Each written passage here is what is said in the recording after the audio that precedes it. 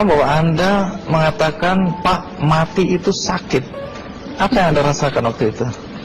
Rasa dada sesak, terus sakitnya tuh seperti ditusuk pedang, terus seperti kulit binatang Dikuliti gitu. dikuliti hidup-hidup. Sakit sekali waktu itu Sakit rasanya. sekali.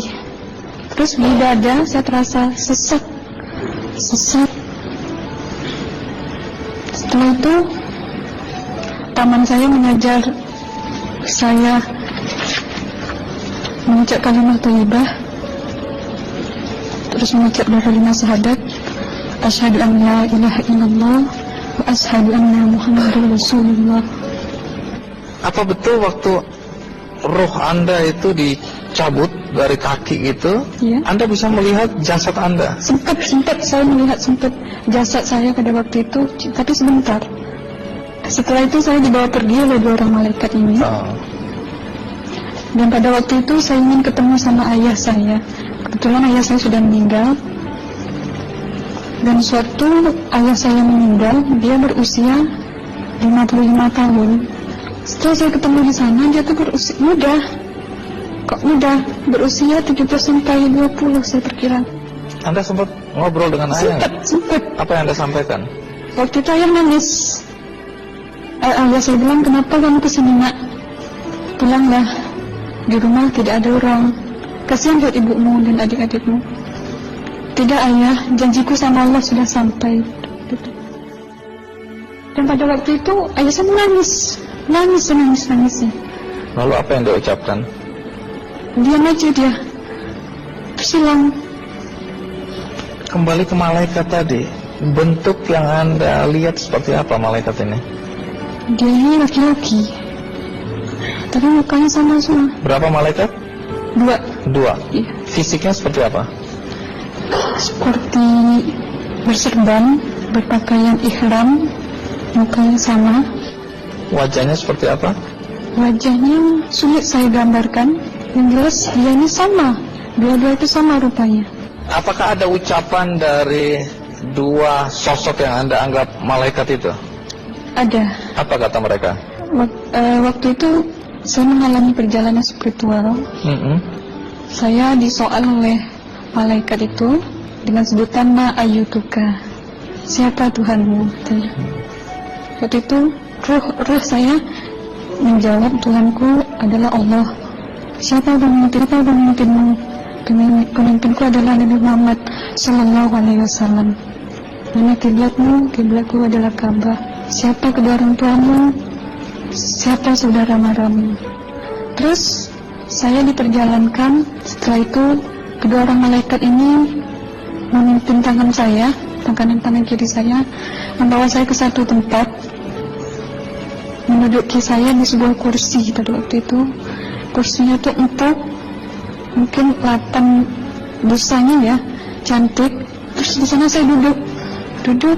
Di sebelah kanan saya ada tiba-tiba berwujud seorang perempuan yang mengaku Amal.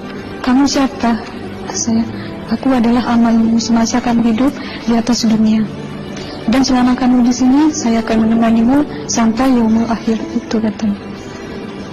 Dan pada waktu itu saya melihat perempuan-perempuan solehah berpakaian muslimah, berkerudung, mencium pipi kanan, pipi kiri.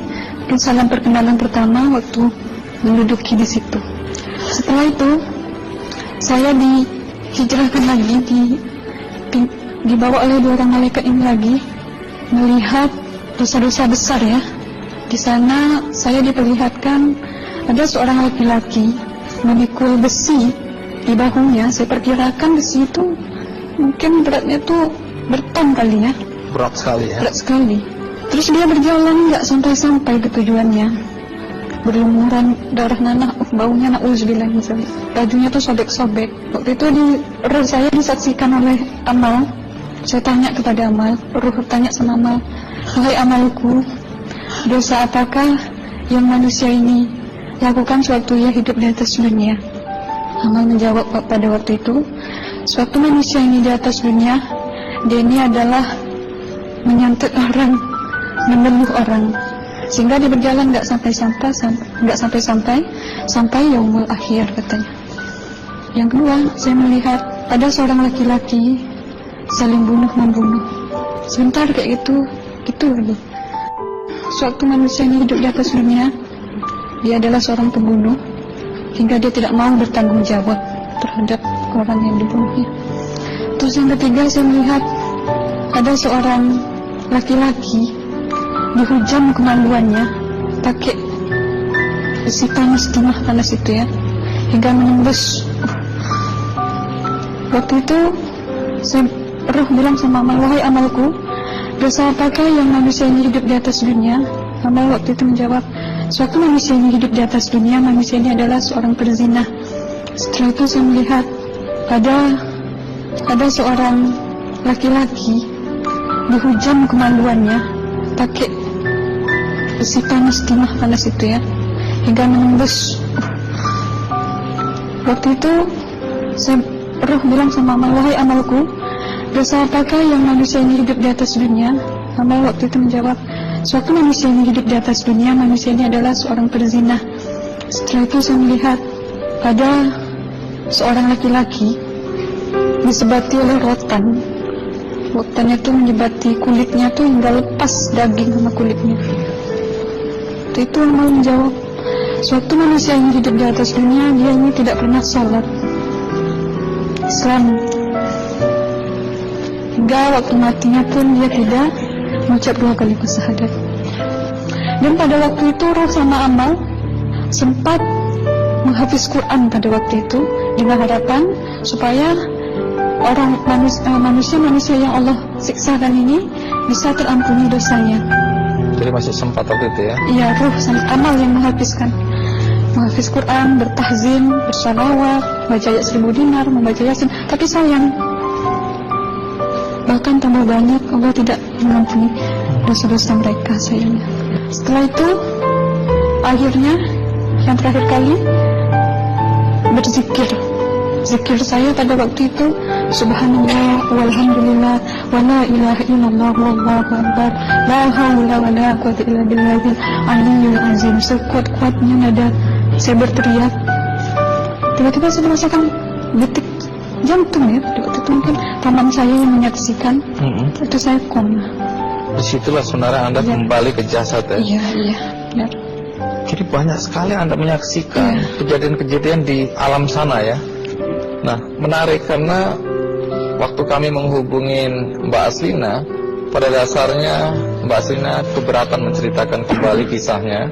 Tapi kalau toh akhirnya Anda mau sampai di sini dan Anda sudah bercerita, apa harapan Anda pada orang-orang yang mendengarkan kisah ini?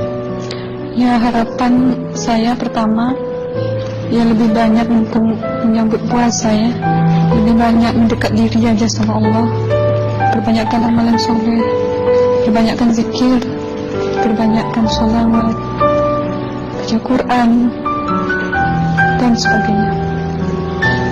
Itu harapan Anda ya? Iya. Baik, terima kasih Mbak Aslina ya, sudah datang dari Bengkalis untuk menceritakan kisah ini. وسلم دائما أبدا على حبيبك